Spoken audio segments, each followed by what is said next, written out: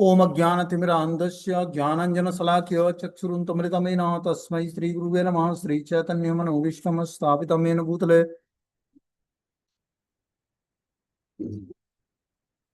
स्वयं रूपकदा मह्यं ददाति स्वपदान्तिकं। वन्देऽहं श्रीगुरुं श्रीयुतपदकमलं श्रीगुरून् वैष्णवाचं। श्रीरूपं साग्रजातं सगणरघुनाथान्वितं तं सजीवं साद्वैतं सावधूतं परिजनसहितं कृष्ण चैतन्य देवं श्री राधा कृष्ण पादान सगणललिता श्री विशाखान्विताश्च नित्यानंदम नमस्तुभ्यं प्रेमानंद प्रदायते कलौकलमस्य नाशाय जानवीपते नमः। नमो महावदन्याय कृष्ण प्रेम प्रदायते कृष्णाय कृष्ण चैतन्य नामिने गुरुद्विते नमः। अनर्पितचरिचिरात् करुणामतृणो कलौ समर्पित उन्नत उज्ज्वल स्वभक्ति श्रियं हरिपुर सुंदर गुदकदम्ब संदीपितं सदा हृदय कंदरे स्फुरतुवा सचिनेन्द्रं। संसार दुःख जलदो पतितस्य कामा क्रोधादीन क्रम करे कवलीकृतस्य दुर्वासना निगृतस्य निराश्रयस्य चैतन्य चंद्रमदेहि पदावलंबम चैतन्य चंद्रमं हृदय कुंदम विकास्य हृदय विदेयी निज चिंतन भृंगरंगे किंचापराधतिमिर निविद्य विदूयम पादामृतम सदय पाय दुर्गतम माम आजानुलंबित भुजो कनकावदातो संकीर्तने पितरो कमलायताक्षो विश्वम्भरो द्विकरो युगधर्मपालो वंदे जगत प्रिय करो करुणावतारो। नमस्ते काल सत्याय जगन्नाथाय सुताय च सभृत्याय सपुत्राय सकलत्राय ते नमः।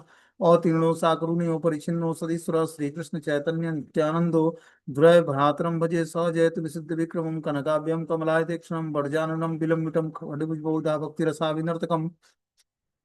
जयति जयतु देव श्रीकृष्ण चैतन्य चंद्रो जयति जयतु कीर्तितस्य नित्या पवित्रम जयति जयतु वृतस्य विश्वेश्वमूर्ति जयति जयतु नृत्य स्वस्वरूप प्रियाणम पंचतत्वात्मकं कृष्णं भक्तरूप स्वरूपम भक्तावतारम भक्ताख्यम नमामि भक्ति शक्तिकम। श्रीकृष्ण चैतन्य प्रभु नित्यानंद श्री अद्वैत गदाधर श्रीवासादि श्री गौर भक्तवृंद। हरे कृष्ण कृष्ण कृष्ण हरे हरे हरे राम राम राम हरे हरे। तो इसमें आज हम लोग को श्रीमद् चैतन्य भागवत का मध्य लीला पंचम स्कंद पंचम अध्याय और श्लोक संख्या जो है 37 नंबर पढ़ना है।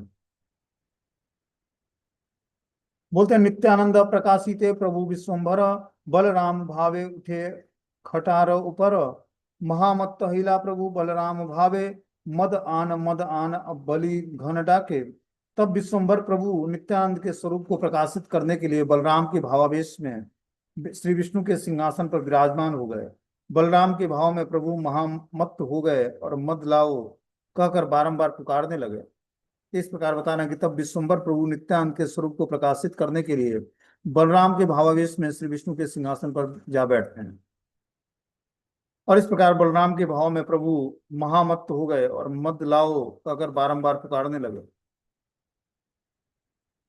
तात्पर्य में लिखते हैं कि यद्यपि विश्वम्भर बलदेव तत्व नहीं है तथापि अपने प्रकाश स्वरूप बलदेव के भाव को ग्रहण करके वे सिंहासन पर विराजमान हुए। नित्यानंद बलदेव तत्व हैं। बलदेव तत्व में जो लीलाएं समूह वर्तमान है उनका प्रदर्शन करने के उद्देश्य से स्वयं रूप ब्रजेंद्र नंदन ने बलदेव के भाव से विभावित होने की लीला का प्रदर्शन किया। तो इस तरह से महाप्रभु ने बलदेव मतलब बलराम जी के स्वरूप को प्रकाशित करने के लिए क्या करते हैं, विष्णु सिंहासन पर जाकर बैठ जाते हैं और स्वयं नित्यानंद जो कि बलदेव तत्व हैं, बलदेव तत्व में जो लीलाएं समूह वर्तमान है उनका प्रदर्शन करने के उद्देश्य से स्वयं जो है ब्रजेंद्र नंदन श्री कृष्ण ही बलदेव के भाव से विभावित होकर लीला का प्रदर्शन किया।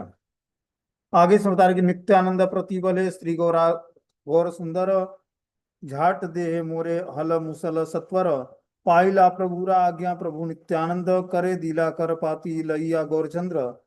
फिर नित्यानंद से गौर सुंदर बोले कि शीघ्र ही मुझे हल और मुसल दो। नित्यानंद प्रभु ने महाप्रभु की आज्ञा पाकर हल मुसल उनके हाथों में दे दिया और उन्होंने उसको पकड़ लिया। बोलते हैं श्री गौर हरि की आज्ञा पाकर नित्यानंद प्रभु ने अपने हाथों से श्री गौर सुंदर के हाथों में उनके पार्थिव हल और मुसल आदि प्रदान किए। स्वयं श्री गौर सुंदर ने भी अपने श्री कमलों से उन्हें ग्रहण कर लिया क्योंकि अब वो नित्यानंद प्रभु की महिमा को बताना चाहते थे कि नित्यानंद प्रभु स्वयं बलराम जी हैं। कर देखे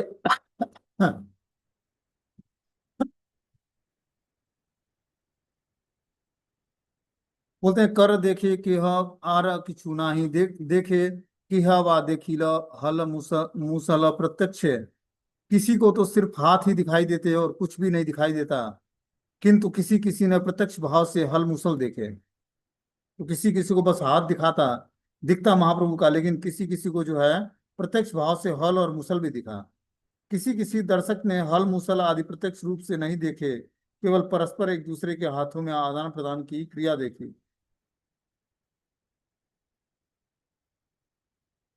किसी किसी ने भगवान के हाथों में हल मूसल आदि प्रत्यक्ष रूप से दर्शन किया।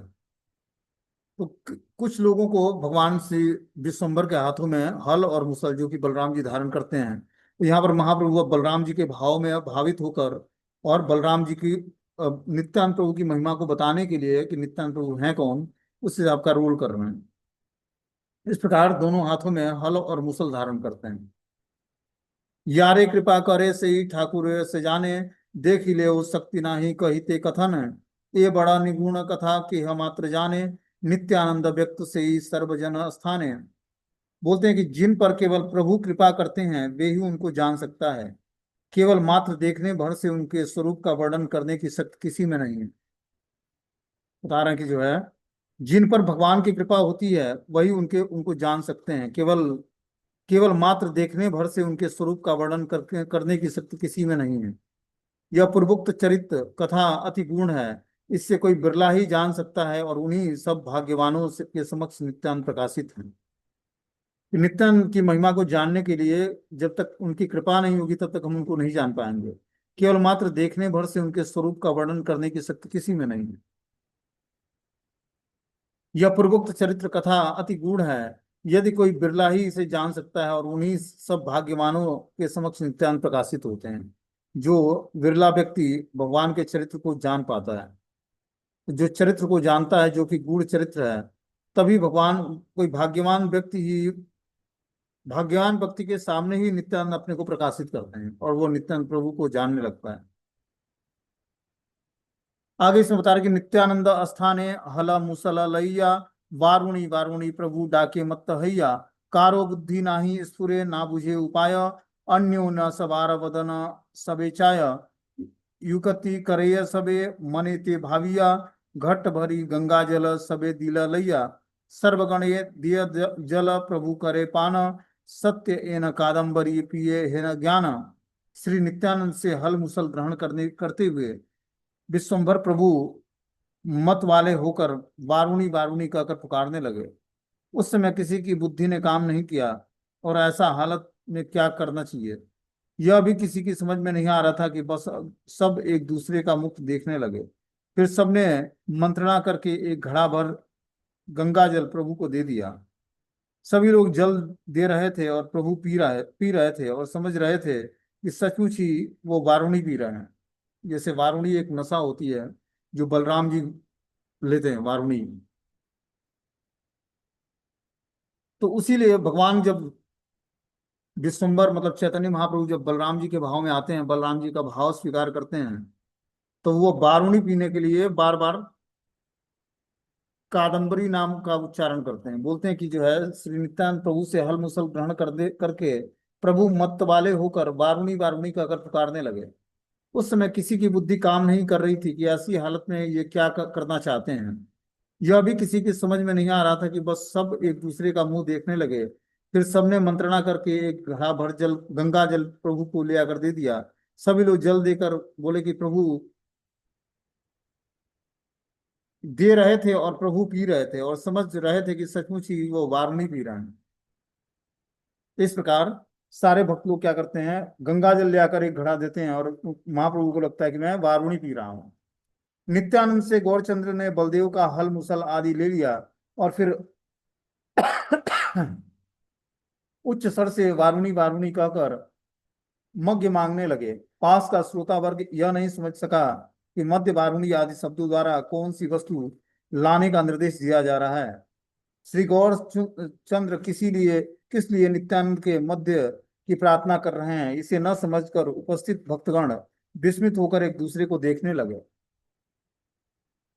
तो इस प्रकार जब वारुणी वारुणी उच्चारण करते हैं गौरचंद्र, तो लोगों को समझ नहीं आ रहा था कि यह वारुणी शब्द किस लिए उच्चारण कर रहे हैं। श्री गौरचंद्र किस लिए नित्यानंद के मध्य की प्रार्थना कर रहे हैं, इसे न समझकर उपस्थित भक्तगण विस्मित होकर एक दूसरे को देखने लगते हैं।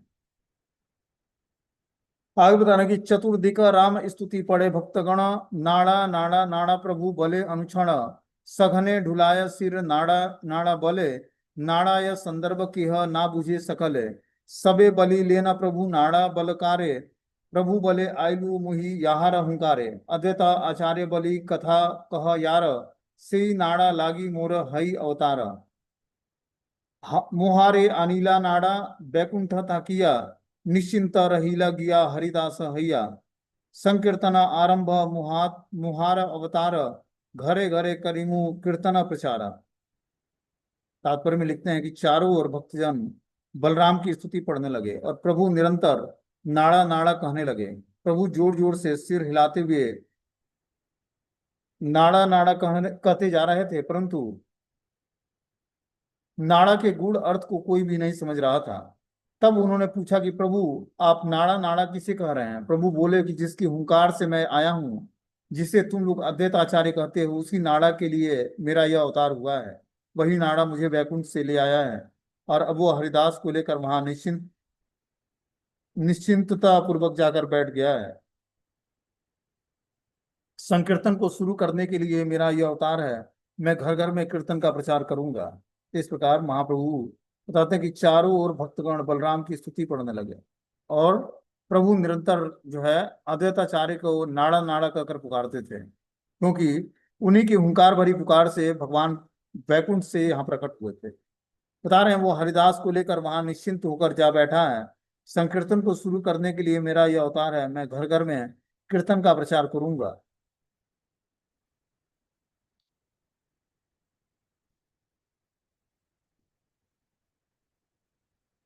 आगे बता रहे हैं 54वें श्लोक में, विद्या धन कुल ज्ञान तपस्या मदे, मोर भक्त स्थाने यार आच्छे अपराधे, से अधम सवारे ना दिमु प्रेम योग, नागरिया प्रति दुर्मु ब्रह्मादिर भोग। विद्या धन उच्च कुलीन जन्म, ज्ञान तपस्या आदि के अभिमान के कारण जिन लोगों में मेरे भक्तों के प्रति अपराध किया है, उन लोगों को मैं अपना यह प्रेम भक्ति योग नहीं दूंगा। उनको छोड़कर शेष सभी नागरिकों को ब्रह्मा आदि के लिए भी दुर्लभ इस प्रेम योग को प्रदान करूंगा। तो बता रहे हैं जो ये प्रेम धन है, मैं उसी को, जो व्यक्ति अभिमान से रहित है, जो अपने विद्या धन कुल ज्ञान तपस्या आदि के अभिमान में मत है, जो मेरे भक्तों के प्रति अपराध करता है, उन लोगों को मैं अपना यह प्रेम भक्ति योग नहीं बताऊंगा। उनको छोड़कर शेष सभी नागरिकों को ब्रह्मा आदि के लिए भी जो दुर्लभ यह प्रेम धन है उसको मैं प्रदान करूंगा। बोलते हैं विद्याभिमान धनाभिमान कुलाभिमान ज्ञानाभिमान और तपोभिमान से ग्रस्त व्यक्ति को भगवत भक्तों के प्रति अपराध बनता है। ये वैष्णव अपराधी होने से कृष्ण प्रेम के अधिकारी नहीं है। ब्रह्मा आदि को लभ्य इस भगवत प्रेम को मैं श्री मायापुर नवदीप वासी प्रत्येक जन को प्रदान करूंगा। मानव की अपेक्षा देवता भगवान को अत्यंत प्रिय हैं। प्रापंचिक अधिकारी अधिकार समूह देवताओं के स्वरूप का परिचय नहीं है। सभी देवता भगवान की आराधना करते हैं एवं भगवत विषयों के प्रति के में प्रीति के तारतम्य के अनुसार उनमें उत्कृष्टता और निकृष्टता देखी जाती है। बता रहे हैं यहाँ पर कि जो है, जो व्यक्ति विद्या अभिमान धन अभिमान कुल अभिमान ज्ञान अभिमान और तपो अभिमान में ग्रस्त रहता है, वह व्यक्ति दिव्य तपस्या नहीं कर सकता है। यह वैष्णव अपराधी होने के कारण कृष्ण प्रेम के अधिकारी नहीं होते हैं। आगे बताना कि ब्रह्मा आदि को लभ्य इस भगवत प्रेम को मैं श्रीमन मायापुर नवदीप में प्रत्येक जन को प्रदान करूंगा। मानव की अपेक्षा देवता भगवान को अधिक प्रिय हैं। प्रापंचिक अधिकार समूह देवताओं के स्वरूप का परिचय नहीं है। सभी देवता भगवान की आराधना करते हैं और भगवत विषयों में प्रीति के तारतम्य के अनुसार उनमें उत्कृष्टता और निकृष्टता आती है। और इस कारण से बता रहे हैं कि लक्ष्मी देवी से शिव श्री संप्रदाय, चतुर्मुख ब्रह्मा से ब्रह्म माधव संप्रदाय, रुद्रदेव से विष्णु स्वामी संप्रदाय और निम्बार्क संप्रदाय से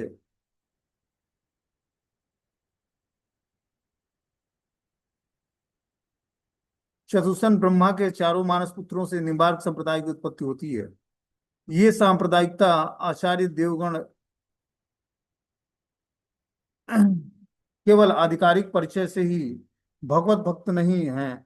आदि गुरु का काम करने से उनको भगवत उपासना की बात प्रमाणित हुई है। प्रापंचिक संबंध में जड़ी इंद्रियों पर निर्भर व्यक्ति के विचारानुसार उनके जड़ भोगों के साथ लिप्त रहने पर भी शुद्ध सेवा की उनका नित्य रहने वाला धर्म है। तारे की जो है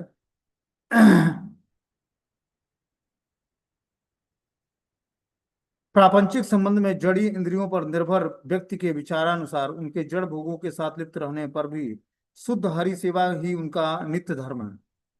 जो व्यक्ति इस प्रापंचिक जगत में मतलब भौतिक संसार में जड़ी इंद्रिय भोग में लगा है, ऐसे जड़ी भोगों के साथ लिप्त रहने पर भी जो विशुद्ध हरि सेवा में नित्य लगा है, वही उसका जीवात्मा का वास्तविक धर्म है कि वो नित्य ही भगवान की सेवा में लगा रहे। आगे से बता रहे कि जन्म शब्द से कुल, ऐश्वर्य शब्द की धन, श्रुत, ज्ञान, विद्या, तपस्या आदि, श्री शब्द से विद्या, धन, ज्ञान और तपस्या को अहंकार लक्षित हुआ है। श्री हरि कीर्तन के प्रभाव से प्रेम भक्ति प्राप्त होती है। इसलिए जिनका जन्म ऐश्वर्य, श्रुत, श्री का मत प्रबल है, वे भगवान को या भगवान का आश्रय ग्रहण करने के लिए पुकारने में रुचि नहीं रखते हैं। जिस व्यक्ति के पास भौतिक ऐश्वर्य है कि वो उच्च कुलीन जन्म है, उसका विद्या का अभिमान है, धन का अभिमान है, ज्ञान का अभिमान है, तपस्या का अभिमान है, ऐसा व्यक्ति जो है बता रहे हैं कि ऐसा व्यक्ति जो अहंकारी है,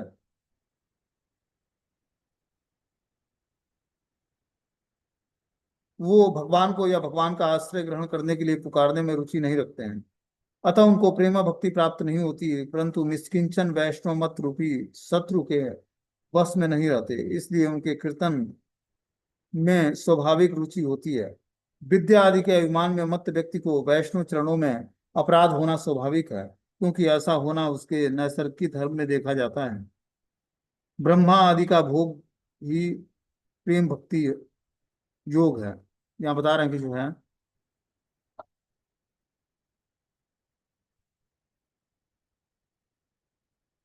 कि जन्म शब्द से कुल, ऐश्वर्य शब्द धन, श्रुत शब्द से ज्ञान, विद्या और तपस्या, इस प्रकार बता रहे हैं कि एवं श्री शब्द से विद्या, धन, ज्ञान, तपस्या का अहंकार लक्षित हुआ है। श्री हरि कीर्तन के प्रभाव से प्रेम भक्ति प्राप्त होती है। इसलिए जिसका वर्णन ऐश्वर्य, श्रुत और श्री का मत प्रबल है, तो भगवान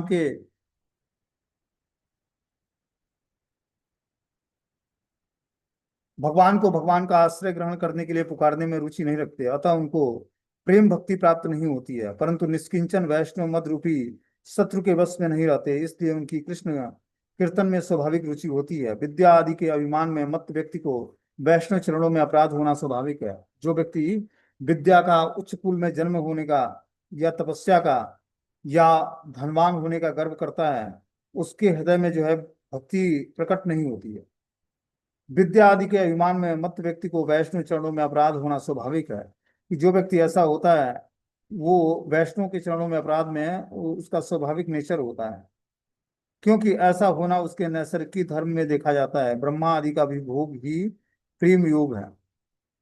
तो जो ब्रह्मा आदि जो धारा की जो है विद्या आदि के अभिमान में मत व्यक्ति को या वैष्णव चरणों में अपराध होना स्वाभाविक है, क्योंकि ऐसा होना उसके नैसर्गिक धर्म में देखा जाता है।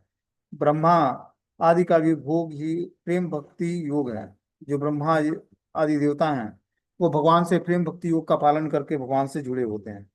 इस कारण से बताना कि जो है विद्या आदि के अभिमान में मत व्यक्ति को वैष्णव चरणों में अपराध होना स्वाभाविक है। जो विद्या या उच्च कुल में जन्म या ऐश्वर्य, श्रुत, श्री आदि का अभिमान करता है, वो व्यक्ति जो है उच्च कुल में जन्म लेता है, और इस प्रकार उसका नैसर्गिक धर्म क्या है, उच्च कुल में जन्म लेना और भगवान की भक्ति को स्वीकार करना। बताएं कि ब्रह्मा आदि का भोग भी प्रेम योग कहलाता है। एक मिनट।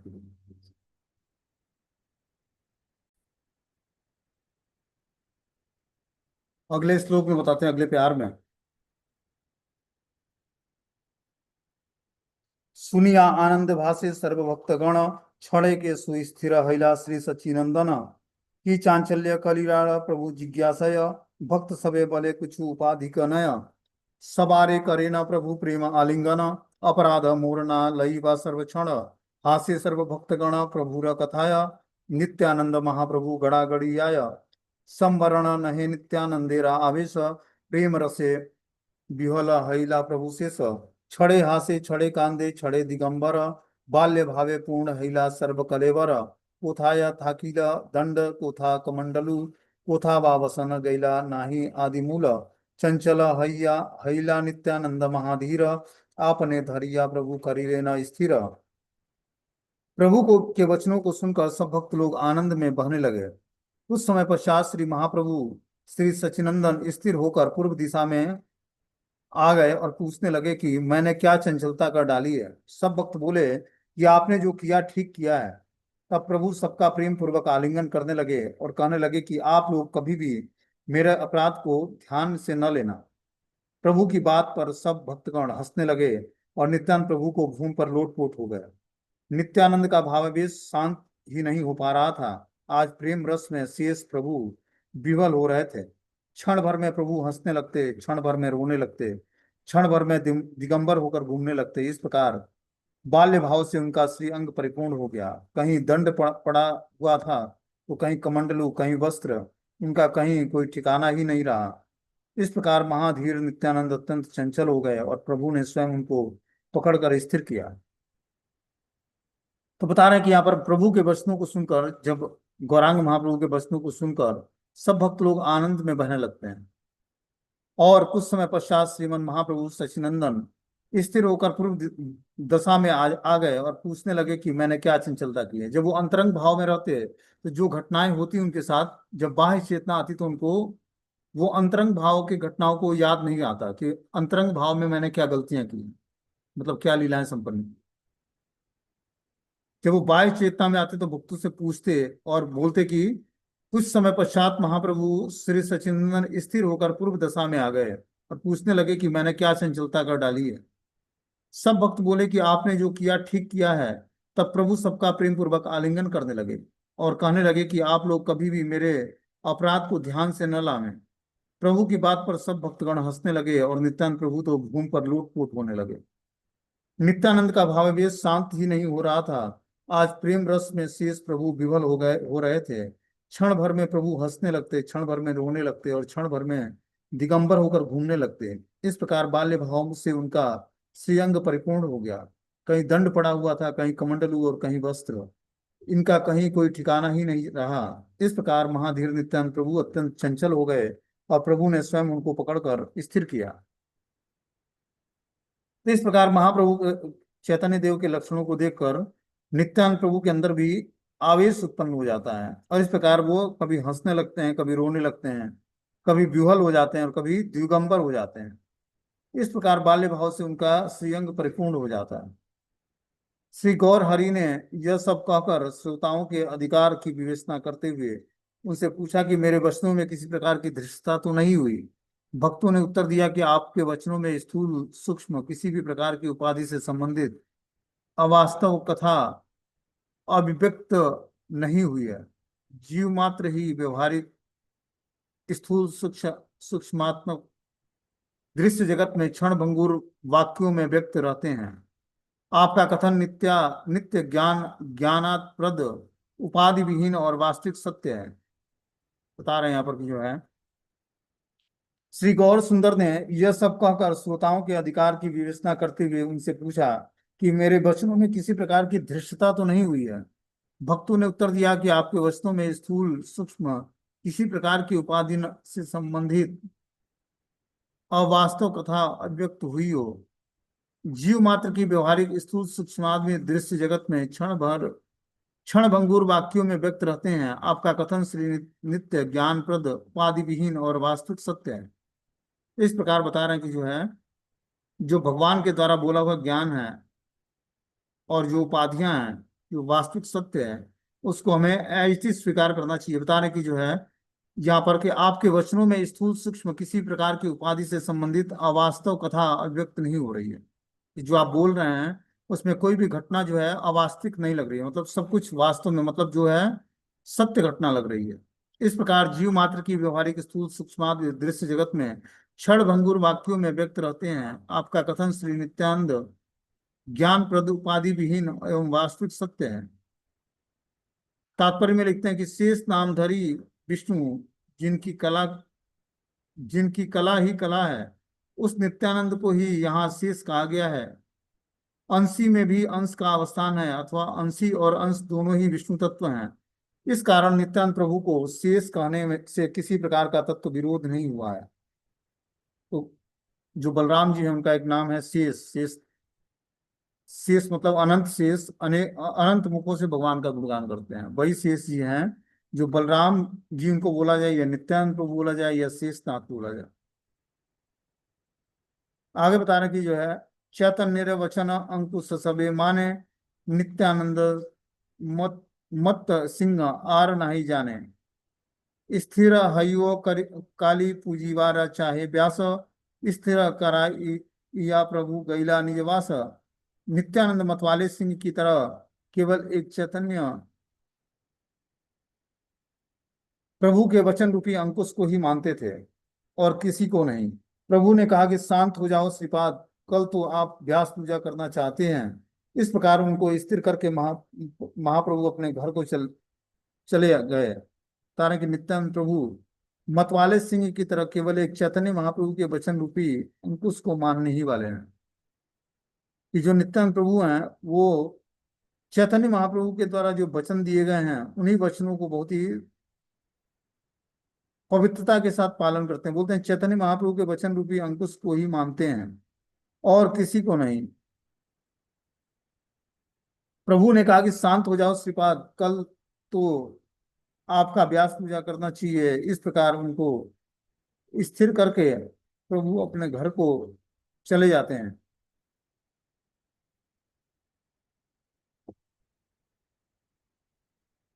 बोलते हैं वचना कुसुम मस्त हाथी के नियामक, लोह दंड को अंकुश कहते हैं। श्री चैतन्य देव के वाक्य रूप लोह दंड जीव की मतता और उच्छृंखलता के शोध हैं, इसलिए वचना अंकुश शब्द का प्रयोग किया गया है।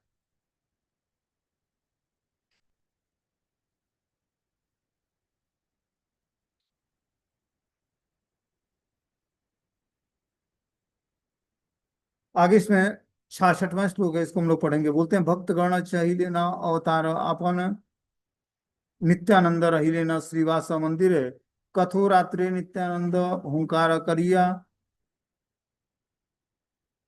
निज दंड कमंडलू फैलिया भालिया। भक्तगण चली लेना आपनार घरे, नित्यानंद रही लेना श्रीवास मंदिर, कथोरात्र नित्यानंद हुंकारा मंदिर करिया, निज दंड कमंडलू फैलिया फैलिला भागिया। भक्तगण भी अपने अपने घरों को चले गए, नित्यानंद श्रीवास के घर में ही रह गए। कुछ रात्रि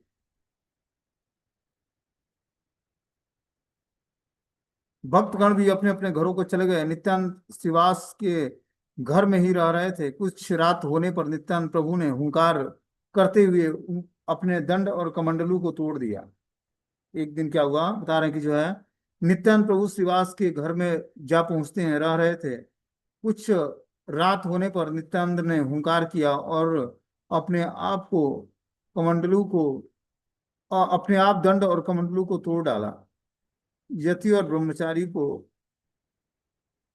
व्यवहार में सारे मानव समाज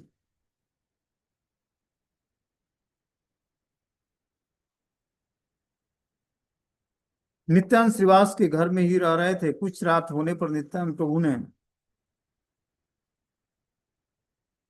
हुंकार करते हुए अपने दंड और कमंडलू को तोड़ दिया। यति और ब्रह्मचारी के व्यवहार में कोई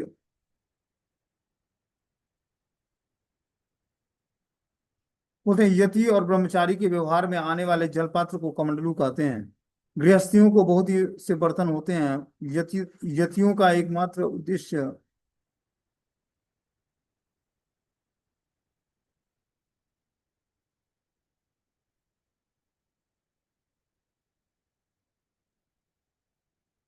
जल पात्रों या वो कमंडलू को स्थिर करना है।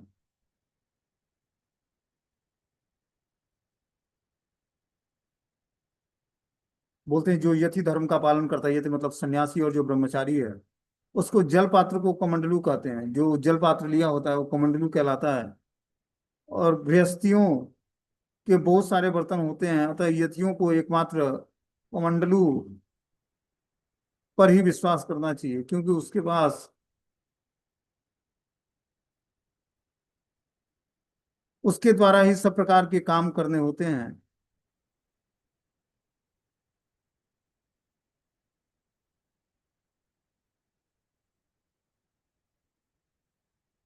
यतियों का एकमात्र पात्र कमंडलू होता है, उसके द्वारा ही सब प्रकार के काम करने होते हैं। लौकी को यति पात्र कहकर शास्त्रों में वर्णित किया गया है। तारे की जो है, जो लौकी होता है उसका यति पात्र बनाया जाता है।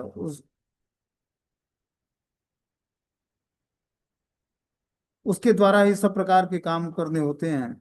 जैसा कि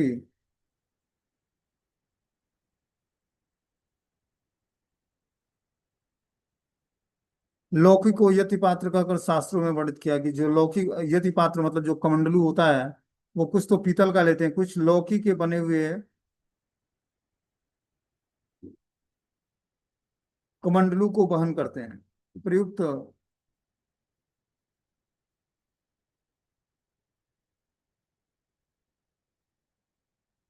ब्रह्मचारियों के लिए पति सेवा का विधान है, इसलिए उनको गुरु तथा कमंडलू वहन करने होते हैं। उपर्युक्त ब्रह्मचारी गृहस्थ अध्यापक से शिक्षा ग्रहण करने के लिए अनेक उनके पास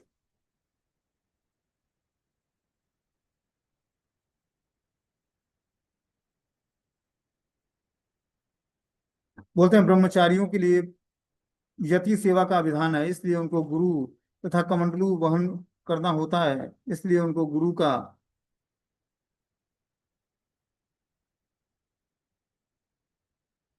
कमंडलू वहन करना चाहिए। उप उप कुड़वा ब्रह्मचारी को गृहस्थ अध्यापक से शिक्षा ग्रहण करने के लिए उनके पास आश्रम विशेष में वास करने होते हैं। ब्रह्मचारी अध्यापक प्राय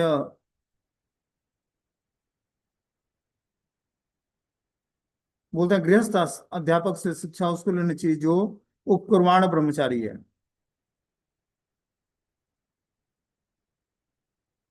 अब आगे जो है मीटिंग क्लोज हो जाएगा। हरे कृष्ण। कोई क्वेश्चन है तो आप लोग पूछ सकते हो।